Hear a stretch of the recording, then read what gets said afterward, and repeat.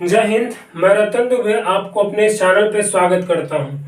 आज हम जो टॉपिक लेके आए हैं, जैसा कि आप देख रहे हैं, आवर्त सारणी, पीरियोडिक टेबल। हर एग्जाम में इससे प्रश्न पूछता है। आइए देखते हैं आवर्त सारणी किसे कहते हैं। तो तत्वों को अध्ययन के लिए जिस दृष्टिकोण से, अर्थात तत्वों को अध्ययन के दृष्टिकोण से उसके गुणों में समानता के आधार पर जिस सारणी के द्वारा दर्शाया जाता है उसे आवर्त सारणी कहते हैं।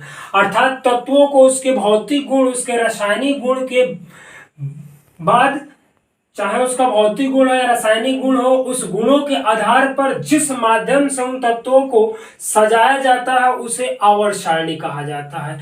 देखिए, दूसरा नंबर टॉपिक है, तत्वों के वर्गीकरण करने का सबसे पहला जो प्रयास किया गया था वह डोबरेनर महोदय के द्वारा किया गया था। किनके द्वारा? डोबरेनर महोदय के द्वारा 1828 में। कब? 1828 में डोबरेनर महोदय के द्वारा तत्वों को वर्गीकरण करने का सबसे पहला प्रयास किया गया था। किस प्रकार से? देखिए, तत्वों के वर्गीकरण करने का सबसे पहला प्रयास डोबरेनर नामक विद्वान के द्वारा किया गया था।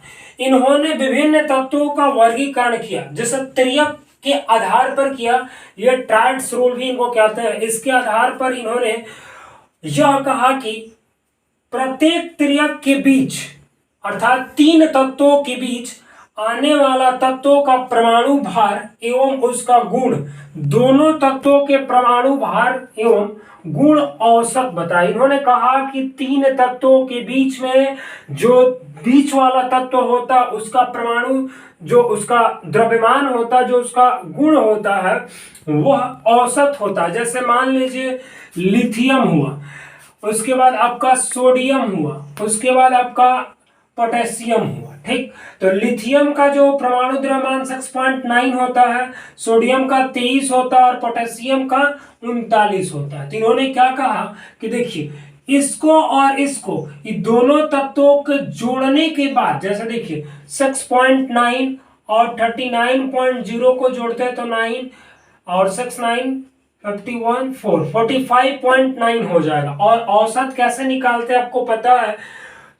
कुल संख्या बटे में उस टोटलों का योग, और जो जितनी संख्या होती है उतने से भाग कर देते। 1 और 2 लगभग 22 दूना 44, 22 पॉइंट कुछ कुछ, अच्छा, अर्थात 30। तो सोडियम का 23 ही द्रव्यमान होता है। तो यहां तक तो इनका नियम एकदम बिल्कुल सही था। लगभग इन्होंने 9 तत्वों पर, इनका जो नियम था 9 तत्वों पर लागू हुआ। कितने पे?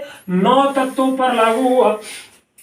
9 तत्वों की यदि हम बात करते हैं तो मेथिल एल्कोहल का जो ग्रुप था उस पर, और जो एक द एल्काइल का जो मेथड था, जो ग्रुप था, उस पे लागू हुआ। और नंबर 3 जो हाइड्रोजन वाले ग्रुप थे उन पे लागू हुआ। इसके बाद इनका नियम यही फेल हो जाता है। 9 तत्वों के बाद अलग तत्वों पर इस नियम को ये नहीं लगा पाए। इनके प्रयास के बाद देखिए, एक चीज, इनके प्रयास के बाद जो अगला प्रयास किया गया था वह न्यूलैंड्स महोदय के द्वारा किया गया था। न्यूलैंड्स महोदय ने क्या कहा कि तत्वों के वर्गीकरण करने का दूसरा प्रयास न्यूलैंड नामक विद्वान के द्वारा किया गया था।